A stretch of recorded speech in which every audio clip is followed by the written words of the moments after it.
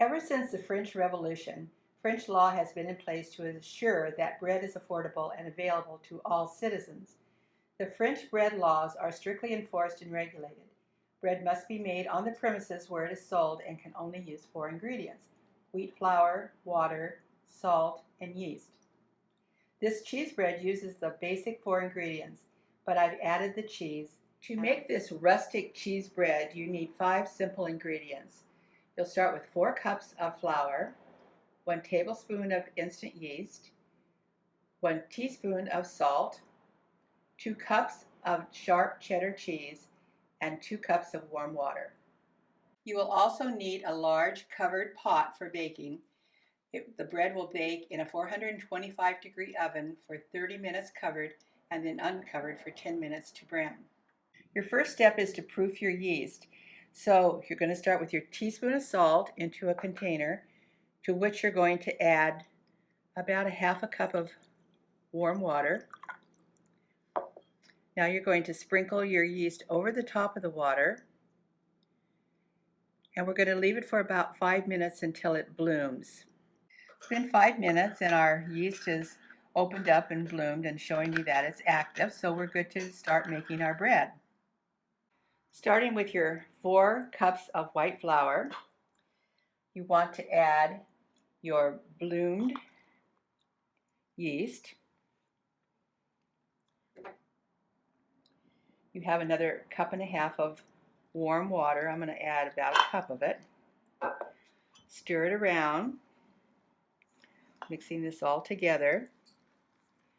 I'm going to add the remainder of the water. And now it's time to add our 2 cups of grated cheddar, sharp cheddar cheese. So once all your ingredients have been added, it's just a matter of mixing it and incorporating the cheese with the flour, with the yeast, with the salt. So you're going to turn your rather sticky dough out onto a floured breadboard, and then we'll work it to bring it into a ball. Start by sprinkling the top with a little flour and poking it around. Because it's a sticky dough, you'll need quite a bit of extra flour. And using your wonderful pastry scraper, you're just going to start turning it and flipping it, and the stickiness will go away as you work with it. This takes some time. It's going to depend on the stickiness of your dough. It doesn't happen instantaneously. It probably takes about 4 to 5 minutes of just working your dough. So you formed your dough into this beautiful smooth ball, and now using your pastry scraper, it's time to pick it up and transfer it into a prepared bowl. Cover it with plastic. Leave it in a warm place to rise for 2 hours. It's been 2.5 hours and our bread has risen beautifully. So now, following a French procedure, I'm going to punch it down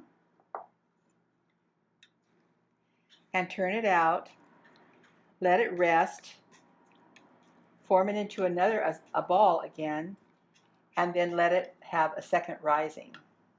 So our beautiful dough is rested now for about 5 minutes and giving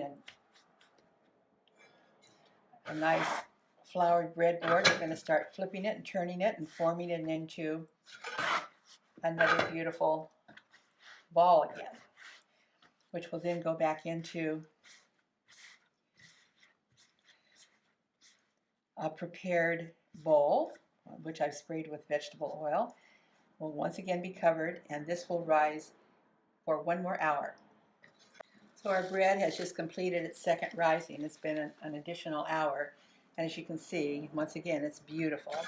So we want to punch it down, scrape it out onto a floured breadboard, and once again we'll let it rest for a few minutes, about 5 minutes, and then I'll form it into a ball, and then it will be ready to go into the oven.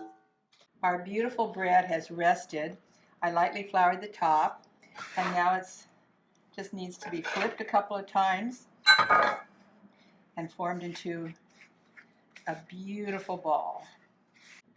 That was very easy. That tells me that that dough is really happy. I've just transferred our beautiful bread onto parchment paper. Now with a very sharp knife, I'm going to make a couple of slits. I've preheated our pan in a 425-degree oven for about 20 minutes, and now I'm just placing the bread into the pan, which I'll cover. Our beautiful bread is out of the oven and it just smells delicious. I'm lightly covering the top with a little bit of olive oil, and now using some French sea salt, finishing salt actually. I'm just kind of generously salting the top. Now it just needs to cool. Hoping that there will never be another bread shortage in France or revolution, the bakers are strictly regulated during the summer holiday season and divided into two groups, one that can close and vacation in July and the other group that can be closed in August. This delicious rustic French cheese bread is sure to become a family favorite.